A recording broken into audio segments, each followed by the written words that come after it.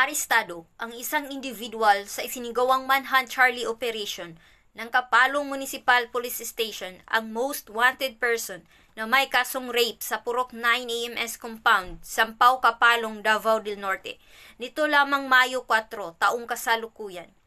Kinilala ni Police Major Joel Cesar V. Cabe, Chief of Police ng Kapalong Municipal Police Station, ang naaresto na si alias Conrado, 53 anyos at residente ng Purok 5, Tiburcia, Kapalong, Davao del Norte.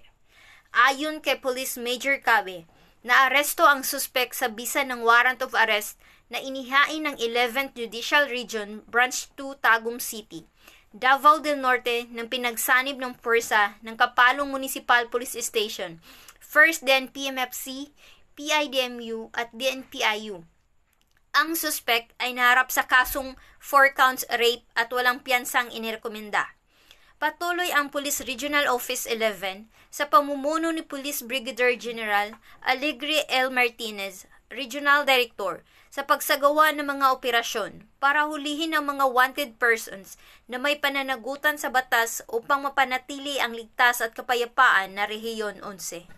Mula dito sa Police Regional Office 11, ako ang inyong PNN correspondent, Patrolwoman John Mary Joy Rupin, alagad ng batas, tagataguyod ng Balitang Pulis.